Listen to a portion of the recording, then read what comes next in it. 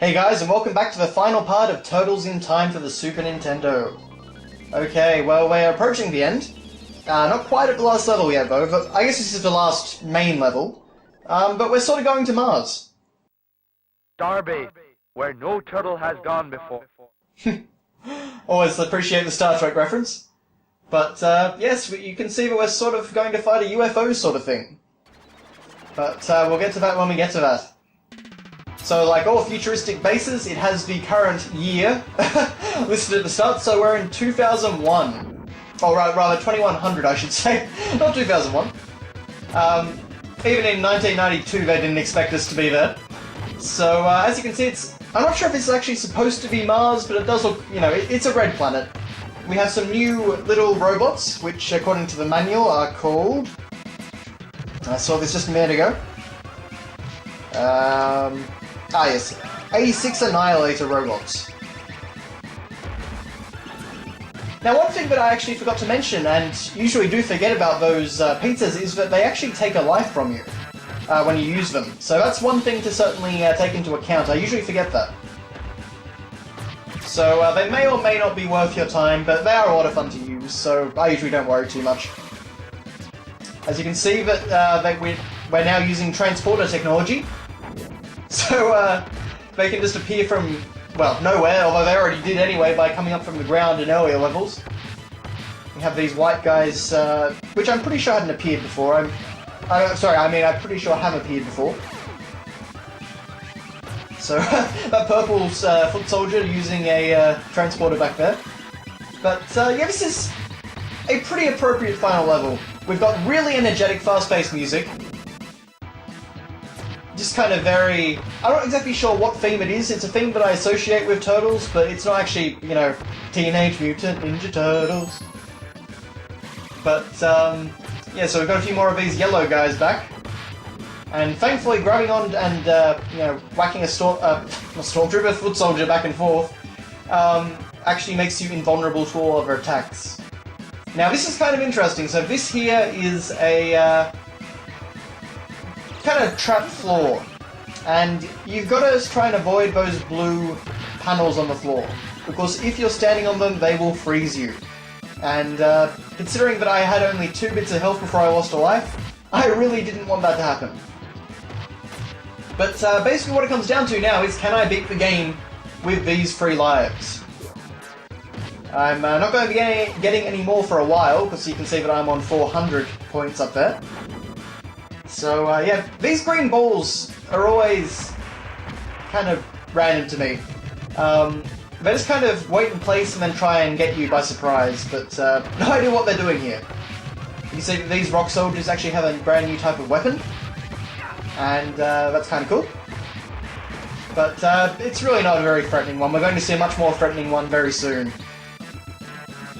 At least as I recall anyway. Yeah, here we are.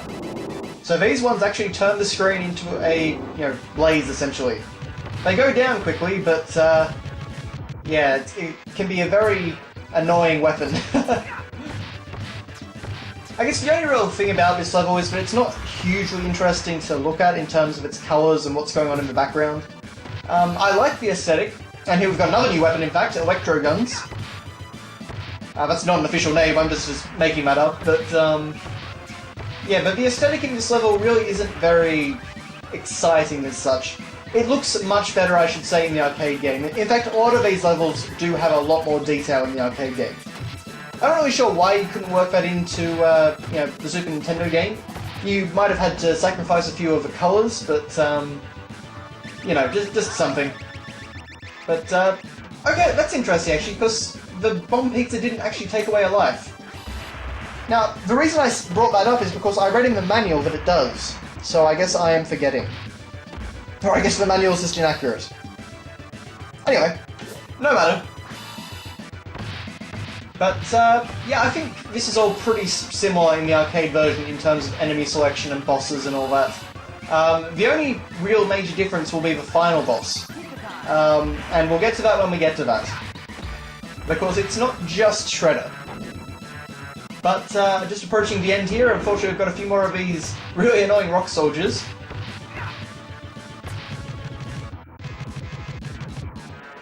I guess, nothing really interesting on screen, so I guess just in the meantime, let's talk about actually the different Turtles series that are going on. Oh, of course, when I say that, we get on to the boss. So the boss is just praying in a flying saucer. Your shell holds up, done. It's that sort of thing, I'm sure. But he can kind of put you into a bubble that hurts you. But he's really not that much of a threat. He's more just annoying to hit than anything. But yeah, so we'll start to see him do a few different things as the battle goes on, but nothing very exciting. He really only summons other robots. But yeah, in terms of different Turtles series, like most people, I saw the original 80s cartoon first, and I absolutely loved it. I mainly watched Season 1 because that was mainly what I had on VHS. I had a few Season 2 episodes and a few Season 3. But yeah, it wasn't really on TV so much, so VHS tapes were the main way that I saw it, so I would mainly just watch Season 1 over and over again. And even though the 80s series is really not that good on the whole, I do still think that Season 1 is actually a really fun cartoon. And, because, you know, it does have consistent characters, it has a flowing narrative, it's got a lot of good jokes, you know, even stuff that I kind of found funny now, like, you know, in the opening scene of the first episode, you've got April doing a report on ninjas, and, you know, she's talking to a scientist, and it's like, how do you know that ninjas cut the rope? Or something like that, and it's like, and the scientist is like, look at the rope, it says made in Japan, or something like that. So just fun little, really stupid jokes, like that, but, yeah, so I do still really enjoy that first season, but beyond that, I must admit, the 80s series doesn't really hold up to my memory. Season 2 kind of has ups and downs, but beyond that, it really gets very hit and miss and very sloppy, in my opinion. Although I do like the first episode of, you know, the Red Sky series, where Shredder blows up the Channel 6 building. Certainly, for the first time in a very long time, he became a credible threat. But, yeah, so that's really my thoughts in general on the 80s series. In terms of the live-action films, I watched them as a kid, I loved them. Was never really that hot on number 3, or even number 2, to be honest. Number 2 is kind of, has always been kind of hit and miss for me.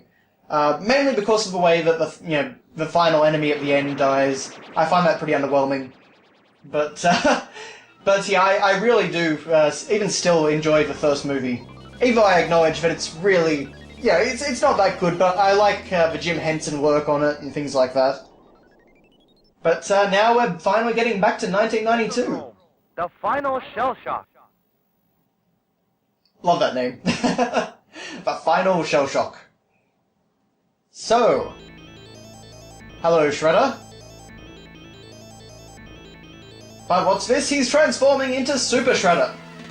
Who, of course, was the disappointingly defeated boss in at the end of the second live-action film. Yes, Turtle Soup, my favourite. Everything he says in this game is about Turtle Soup, which I kind of appreciate. Now, he does have a special green attack, which you can see turning into a little turtle there. That is his I think it's called like anti-mutagen ray or something like that. And that is a one-hit kill. Every time he hits you with that, you lose a life. Instant kill. Of course, you're demutated into a baby turtle. So, yeah. He's a lot more of a threat in this than he was in the second movie. Now, in the arcade game, you actually just fight normal Shredder. He has a lightsaber, so that's kind of cool. But, yeah, I do think that the Super Nintendo version is a bit cooler, honestly. Even though he's only got 3 basic attacks, he can still be pretty difficult, because it's actually very hard to hit him without getting yourself into a stunned state. The best time for an attack is usually when he's using the ice attack. The fire one is very kind of hit and miss because you tend to burn your toe and get stunned. But, yeah, and you just really want to stay the heck away from the green attack. But he's not too hard. I used to find him really hard, but nowadays, I mean, even on hard mode, he's really not that much. But, yeah, as you can see, of course, we've got the Statue of Liberty in the background there. No idea why Shredder and Krang wanted that.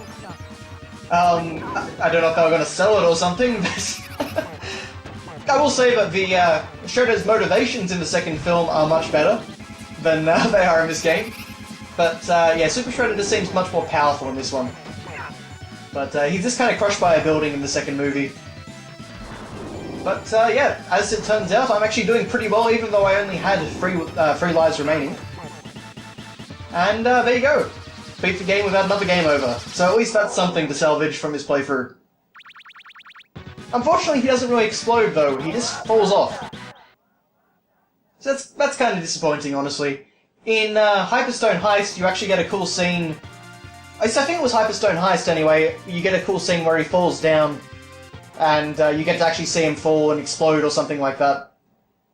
But, yeah, we put back the Statue of Liberty. April winks at us. Swinter's there for some reason. And a creepy kid jumps up on the screen. So, yes, truly an ending for the ages. And now for one of the most random pieces of credits music ever. Growing up in a glass bowl, something something tadpole, dun, dun, dun, dun, dun, must be something better than this. This is actually a song from the Turtles Live Coming Out of Our Shells tour, which was a stage show. And I think this, yeah, Pizza Power, that was it. Dun, dun, dun, dun, dun. Pizza Power. It was something like that. But, Konami took this piece of music and basically made it awesome.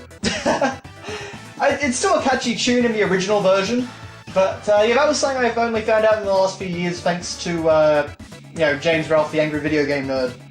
But yeah, there you go. Aside from that, we just get this cool picture of, you know, the Turtles flying the blimp. We can see that Mikey is just about to murder Raph. Raph is looking very unhappy.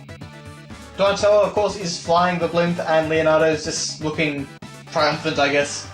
But if you beat the game on the normal difficulty, you don't actually get this ending. You only get Splinter telling you to man up and do it on hard mode.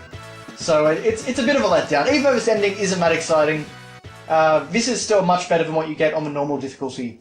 So I recommend playing here on this particular level of difficulty. Now, of course, we get the characters in the game. And with a really catchy tune as well. This one, though, is original. I don't think this is from any particular series. So there, of course, is Leonardo doing his special spin attack. And this is actually a lot of fun, all these sequences. Ah, Michelangelo fell down. This cave is creepy. Which I guess sounds most like something that Mikey would say. And there is, I believe, Donatello's special attack. But I guess getting back to, you know, the different Turtle series. That was actually just Raphael's standard combo. But getting back to the different Turtle series, and of course we've got to see this scene again.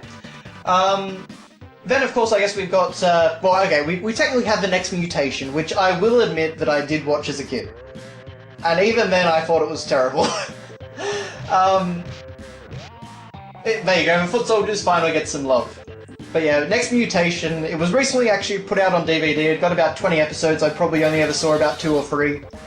But, yeah, I mean, I was a huge Power Rangers fan as well at the same time. And, you know, Power Rangers did it for me. Next Mutation just was bad.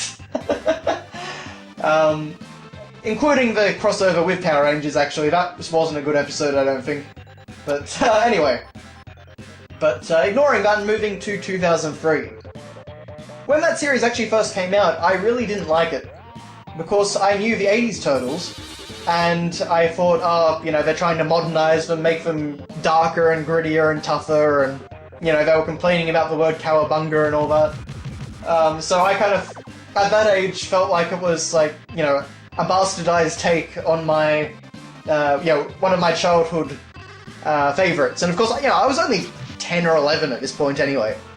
But that's just kind of how I felt about the series. But as I actually watched it, I really enjoyed it.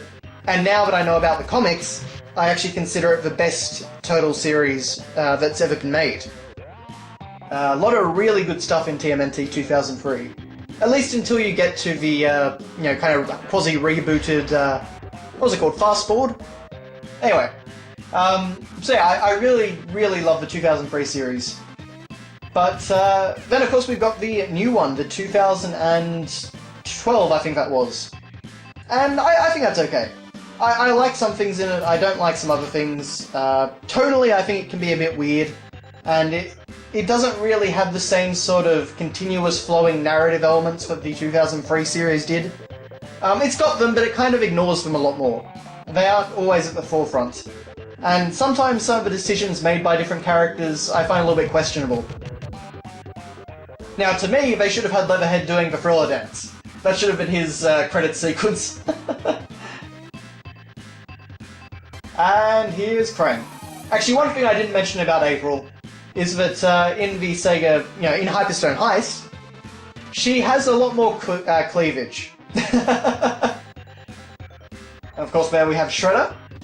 So yeah, that's something that people still point to as a case of Nintendo censorship. Although I don't think she was actually that busty in the arcade game anyway. So I guess it does make sense. But here we finally are with Splinter. All 4 turtles on the screen at once. Congratulations, you have completed your training and are now true ninjas! Hurrah! So then we get one final. So yeah, of course that's the only time in the Super Nintendo version where you can actually see all 4 turtles on screen at the same time. But that's it! So yeah, as you may be able to tell, I love this game. Go check out my review of the game if you want to maybe know a bit more. But yeah, 33 minutes, so a pretty short game to play through. And that image there is really cool. It actually reminds me of one of the promotional images for the 2003 series. Just, 11 years too early.